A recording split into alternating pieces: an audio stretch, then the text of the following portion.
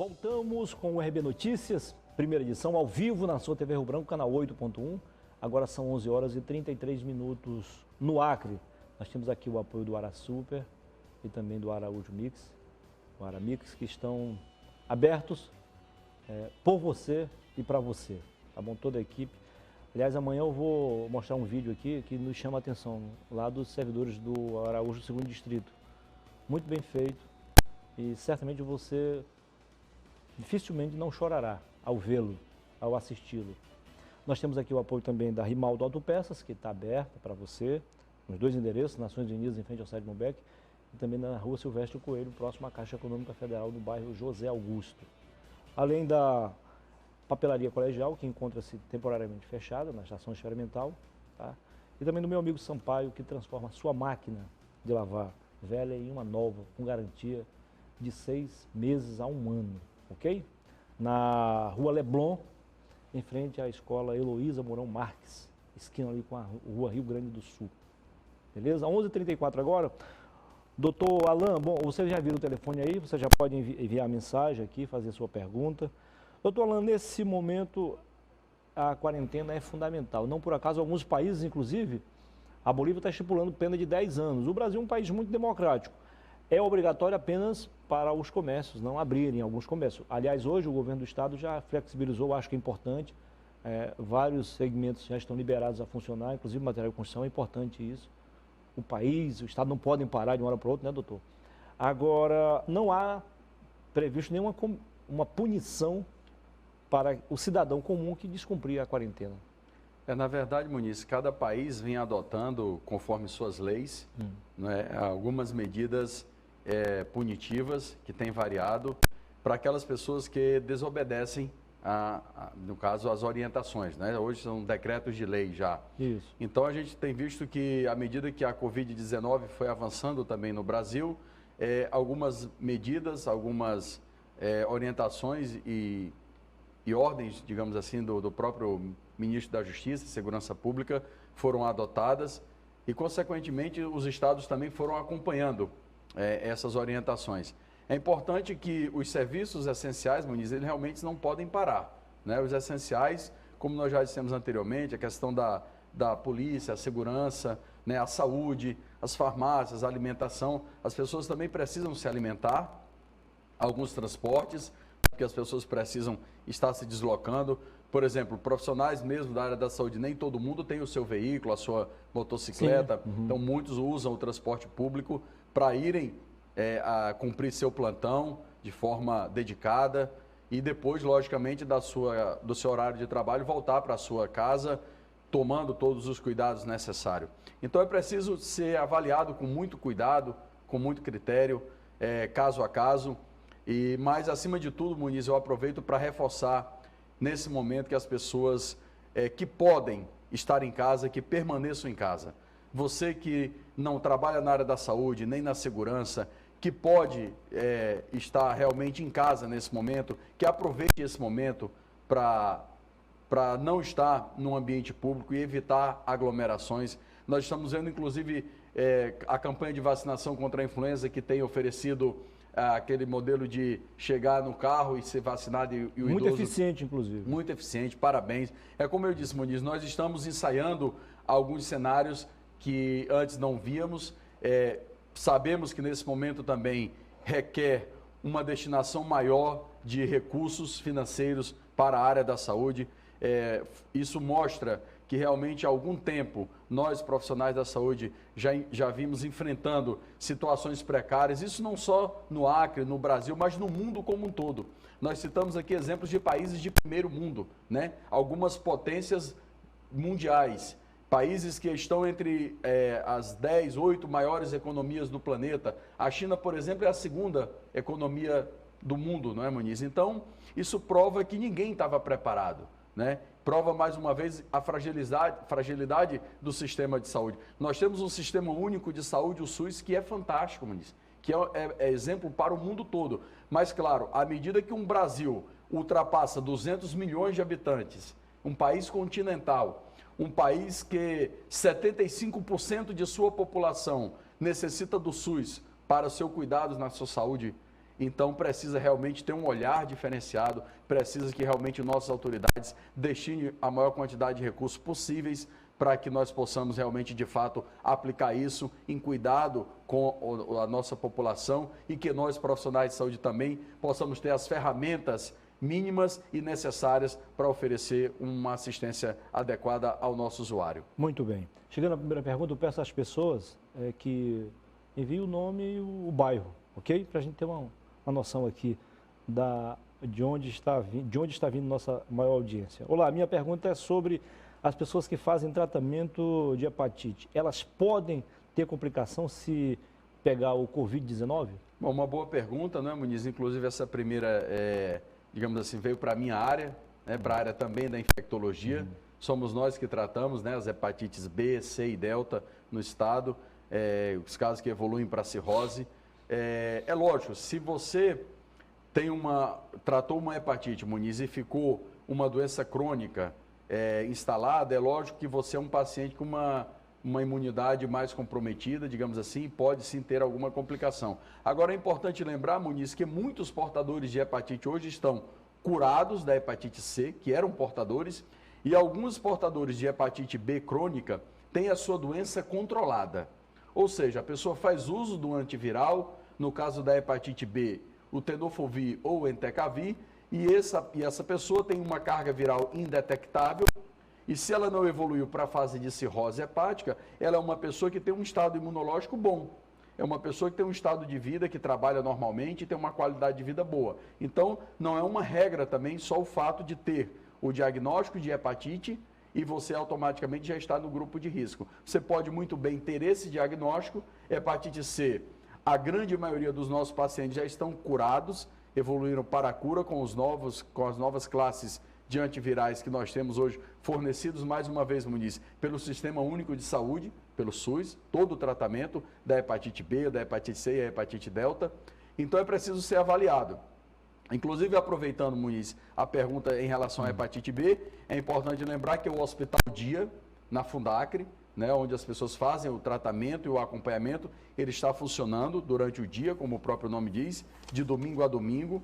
Então, assim, é importante que aquelas pessoas que têm alguma complicação, elas precisam sim se dirigir ao SAI, né, o nosso serviço de assistência especializado. Porém, para aquelas pessoas que estão estáveis, tomando sua medicação e não apresentam nenhuma complicação nesse momento, é importante que você também permaneça em casa em quarentena.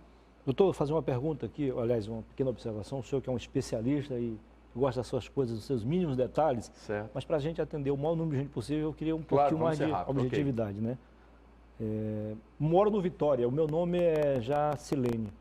Eu queria fazer uma pergunta. Se as crianças têm mais possibilidade de pegar o coronavírus, mais do que as pessoas que têm problemas respiratórios? Olha, na verdade, Muniz, a gente fica até feliz em saber que a ciência tem mostrado que as crianças têm passado por essa infecção de forma mais branda, mais benigna. Então, ainda bem que as crianças, nesse momento, elas estão fora do grupo de risco e não têm apresentado nenhuma gravidade naquelas que foram infectadas pelo novo coronavírus. Então, realmente, as pessoas com problemas respiratórios, essas sim, elas têm uma tendência maior a terem mais complicações e precisam de um cuidado redobrado. Uma pergunta aqui que vai ao encontro que o senhor falou agora há pouco. Eu trabalho na UPA. Ontem comecei a usar máscara, número 94. Ela me deu um tipo de alergia e ficou com coriza no meu nariz. Minha garganta ficou tipo um pigarro e com isso causou tosse. Tem alguma coisa a ver com o coronavírus? Então, é um profissional de saúde. Profissional de saúde, eu acho que a máscara, na verdade, deve ser N95. Ele botou aqui N94. Pode ter confundido, na verdade, a máscara é N95 ou PFF2. Isso. É possível, sim, que uma pessoa que tem uma predisposição alérgica, Muniz, pode desenvolver uma pequena alergia aos componentes da produção, da confecção da máscara N95, que é uma máscara que é indicada para os casos em que realmente haja suspeita e que vão realizar procedimentos que geram secreções e aerossol no paciente.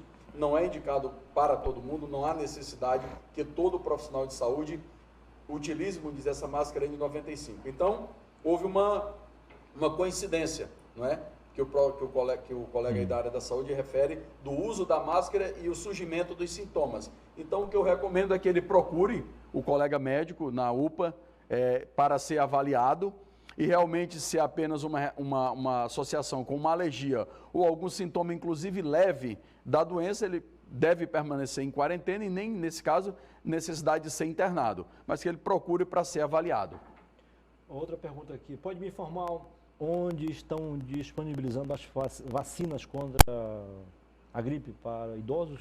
Bom, na verdade, já foi até colocado pela imprensa, né, aquele local onde funcionava o Detran, aquele pátio grande, próximo ao 7º BEC. Ontem, inclusive, eu presenciei uma fila de carros naquela rua que dá acesso. Lá estão sendo oferecidos também. Até onde eu sei, as unidades de saúde da prefeitura também estão oferecendo e algumas unidades de saúde, porque nesse primeiro momento, Muniz, é importante que se diga, a campanha da vacinação foi antecipada para a influenza, né, para os idosos e no Brasil como um todo, e os profissionais da saúde também, porque são pessoas que se expõem mais e precisam também estar devidamente imunizadas. Legal. Outra pergunta. Pergunta ao doutor quantos dias o vírus pode aparecer na pessoa que teve contato com alguém contaminado?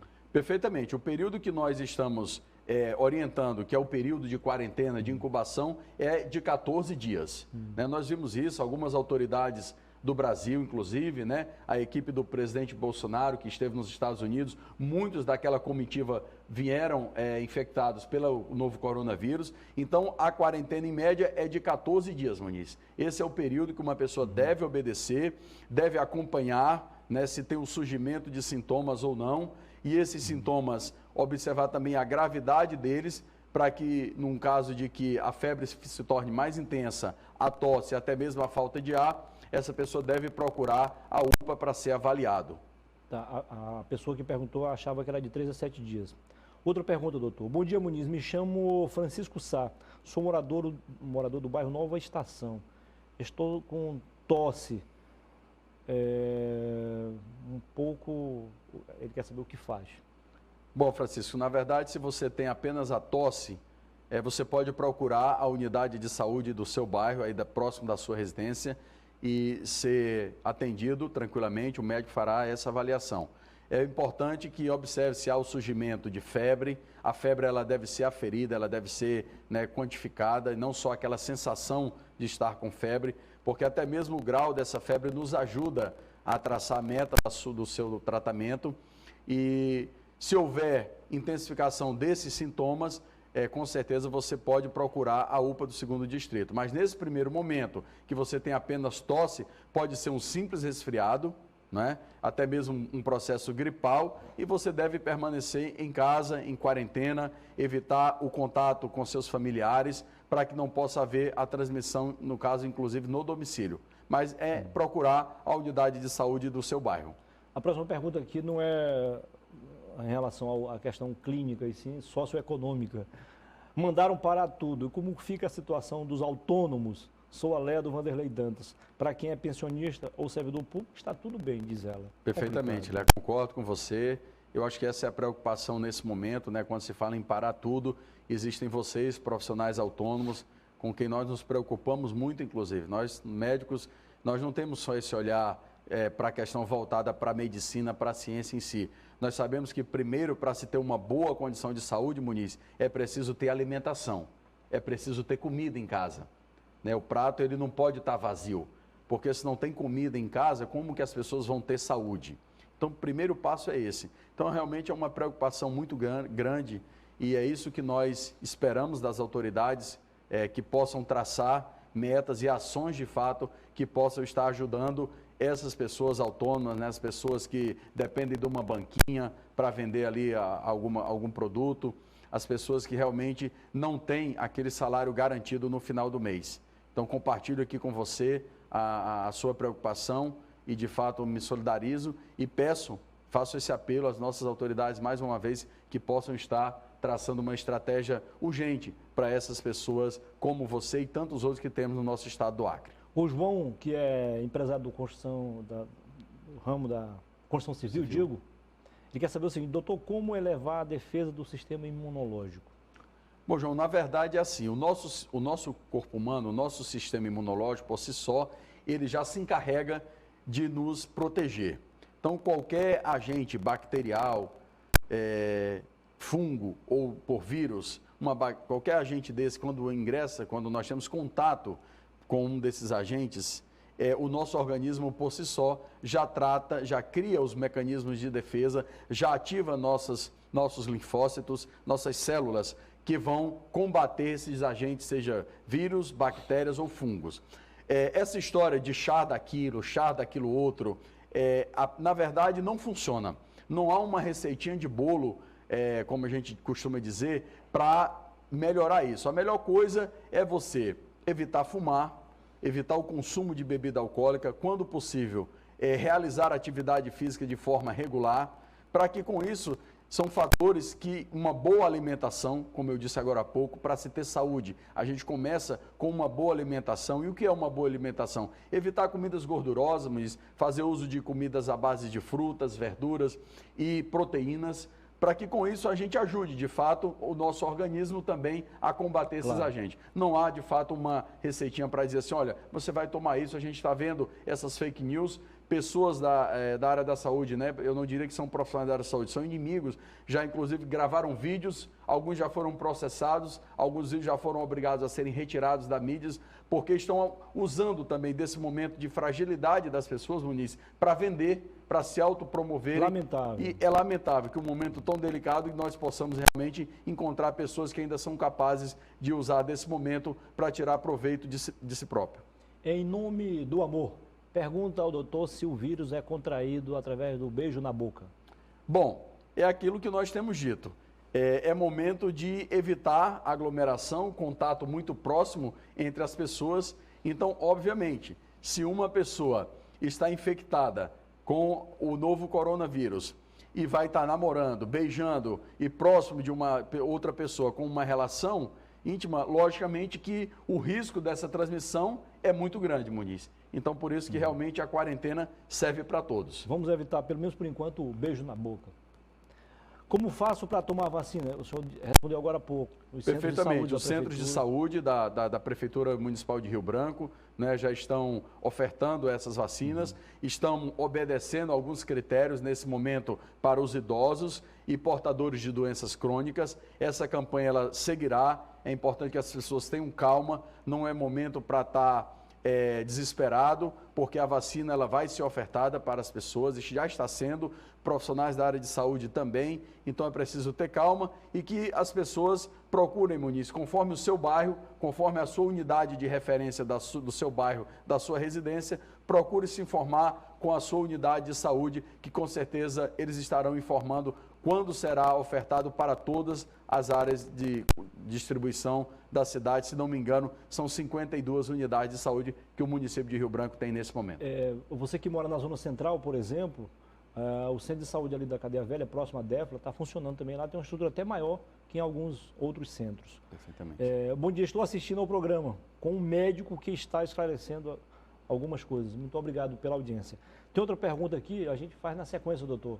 Agora são 11h51, vamos a mais um intervalo comercial e voltaremos em 2 minutos para continuar a conversa esclarecedora aqui com o doutor Alain Arial. Até já.